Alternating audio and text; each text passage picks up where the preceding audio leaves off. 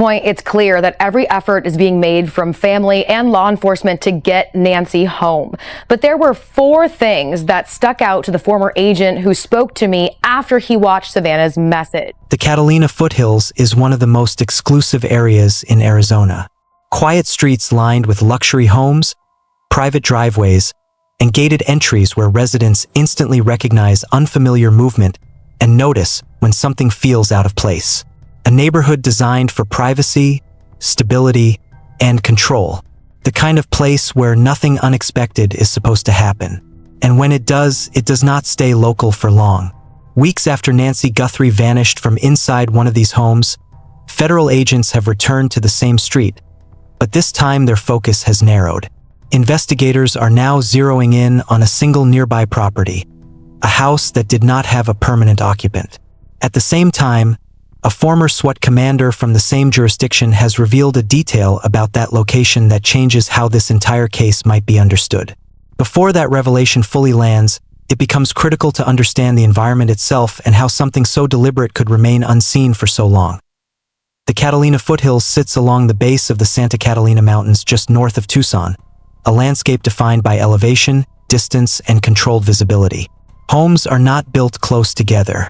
They are spaced, set back behind desert landscaping, long driveways, and subtle elevation changes that limit direct sight lines from the street. After sunset, the environment changes even further. Streets become quieter, movement becomes rare, and anything out of pattern becomes immediately noticeable. There are no sidewalks in many areas, no nearby retail spaces drawing outside traffic, no late-night activity that would justify unfamiliar presence.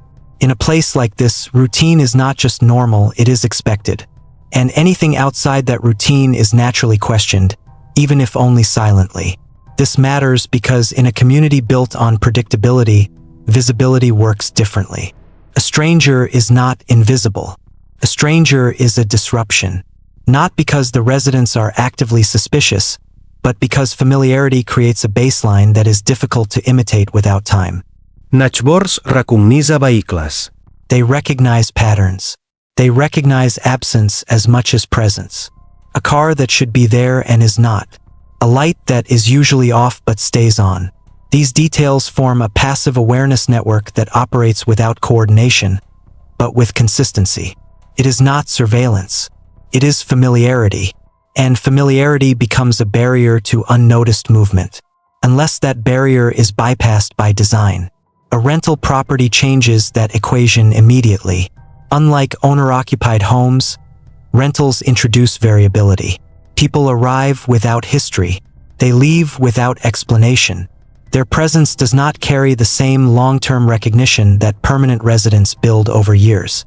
And in a neighborhood where consistency is the norm, inconsistency becomes the cover. If someone chooses to use a rental not as a residence, but as a position, something shifts. That property becomes more than a place to stay. It becomes a vantage point, a fixed location that provides proximity without suspicion, a reason to exist in a space where unexplained presence would otherwise stand out instantly. The individual who approached Nancy Guthrie's home in the early hours of February 1st did not move like someone unfamiliar with that environment. Every indication suggests preparation. The timing, the entry point, the awareness of surroundings.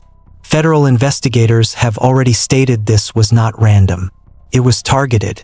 That word carries weight because it implies selection, planning, and prior knowledge. Former federal agents reviewing the case have echoed the same conclusion. This was structured, not impulsive. And when an operation is structured, it requires support. It requires planning beyond a single moment. Infrastructure, even if temporary, must exist somewhere within reach of the target. That is where the significance of a nearby vacant property begins to emerge. A location without consistent oversight. A structure that exists physically within the neighborhood, but without the social awareness attached to it. Someone could enter, exit, remain, without triggering the same level of recognition that a permanent resident would face.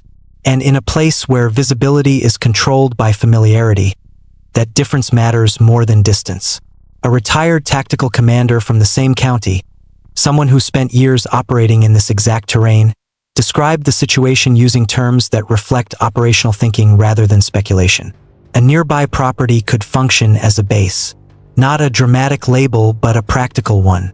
A base is where preparation happens, where movement begins and ends, where presence can be justified without raising immediate concern. It is not about hiding. It is about belonging just enough to avoid attention. And in the Catalina foothills, belonging is the difference between being noticed and being ignored. Understanding how proximity translates into knowledge requires looking at the physical layout in measurable terms. Properties in the Catalina foothills are often separated by significant space, but not so far that observation becomes impossible. In many areas, a neighboring home may sit approximately 40 to 60 feet away depending on terrain and lot size. From that distance, consistent observation over time reveals patterns. Not immediately, but gradually. Light usage becomes predictable. Entry points become identifiable. Movement becomes routine. The difference between weekdays and weekends becomes visible without ever stepping onto the property itself. Over the course of days, then weeks, a detailed behavioral map begins to form. When someone leaves, when they return, whether they use the garage or the front door, whether visitors are frequent or rare, whether the house becomes completely inactive overnight or maintains signs of presence. These are not assumptions. They are observations built through repetition. And repetition does not require constant human presence if technology is involved. The possibility that surveillance equipment could be positioned within a nearby structure introduces another layer entirely. Not handheld observation, but fixed monitoring. A device placed with intention. Something that records continuously, capturing patterns without interruption. From a location that appears empty, inactive, and irrelevant to anyone passing by. That distinction is critical because it removes the need for risk during the observation phase. No person standing outside. No vehicle parked repeatedly in view. Only a quiet, continuous collection of information. If such a setup existed, even temporarily, the level of insight gained would extend far beyond casual observation. It would allow precise timing. Not estimates, but confirmation. And when timing becomes precise, execution becomes controlled. The known timeline of Nancy Guthrie's final evening aligns with what sustained observation could produce. Early evening movement, return to the home, transition into inactivity, hours passing without interruption, a predictable window forming not by chance, but by consistency. When her doorbell system disconnected in the early hours, that moment did not occur in isolation. It occurred at the end of a pattern that may have been understood in advance. A window measured not in minutes, but in hours of confirmed routine. At the same time, conflicting accounts regarding the nearby property introduce uncertainty that remains unresolved. Different sources have described different timelines for when that property became vacant. Before, immediately after, or shortly following the incident. Each version carries different implications. If it was vacant beforehand, the absence itself becomes significant. No occupant to question unusual activity. No daily routine to interrupt external presence. A structural gap in the neighborhood's awareness. If it became vacant after, the timing introduces a different question. Departure immediately following a major incident suggests awareness. Not necessarily guilt, but awareness strong enough to trigger movement. And if the timeline sits somewhere in between, then the overlap itself becomes the point of focus. Presence during critical days followed by sudden absence. Investigators have not publicly clarified which version aligns with verified evidence. That lack of confirmation is not accidental. In an active investigation, unresolved details are often held intentionally. Not to obscure, but to preserve. What remains consistent is the direction of inquiry. Attention returning to the same physical space. Questions narrowing rather than expanding. When an investigation revisits a location, it is rarely without reason. Parallel to the focus on the nearby property, another line of inquiry has developed that operates on a similar principle of justified presence. Construction activity within the Catalina foothills provides a unique kind of access. Workers move through residential areas without attracting attention because their presence is expected. Vehicles parked for extended periods. Equipment visible. Movement throughout the day. None of it appears unusual within the context of an active project. That environment creates a natural cover, not through concealment, but through normalcy. Someone observing from within that framework does not need to explain why they are there. The explanation already exists, and in a neighborhood where unfamiliar presence stands out immediately, having a built-in reason to remain visible becomes a significant advantage. Reports indicate that investigators have requested detailed information about individuals working on nearby projects during the relevant time period. Not general information, specific names. Every person associated with those sites. That level of specificity suggests an effort to reconstruct presence at a granular level. Who was there, when they were there, and whether their movements align with known timelines. This approach does not replace the focus on the nearby property. Complements it.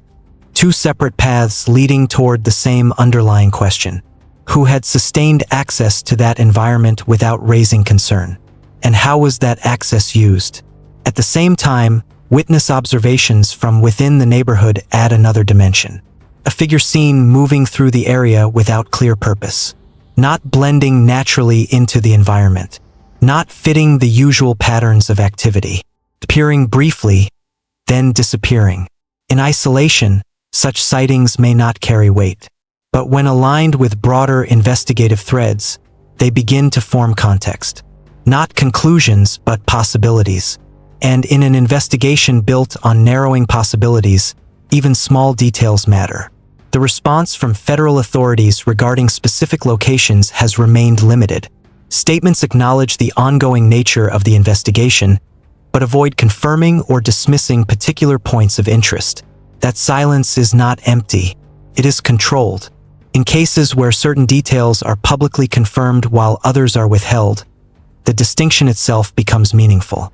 Information is not released evenly. It is released strategically. What is said matters, but what is not said can matter just as much. The current picture is not incomplete, but it is still developing. A targeted event, a controlled environment, a potential vantage point within close proximity, a parallel avenue of justified presence through construction activity, conflicting timelines that remain unresolved, and investigative focus returning to the same physical spaces with increasing precision. None of these elements exist independently. They intersect, and where they intersect is where clarity eventually emerges. The process is not immediate. It unfolds, step by step, Detail by detail. until the pattern that once appeared fragmented begins to align into something recognizable. Nancy Guthrie is still missing. The FBI tip line remains open right now. A reward exceeding $1 million is available, and all tips can be submitted completely anonymously. No identification required. This investigation is active and evolving. As new confirmed details emerge, we will continue to cover them. Subscribe and stay alert, because when this case finally breaks, you will not want to hear about it long after it happens.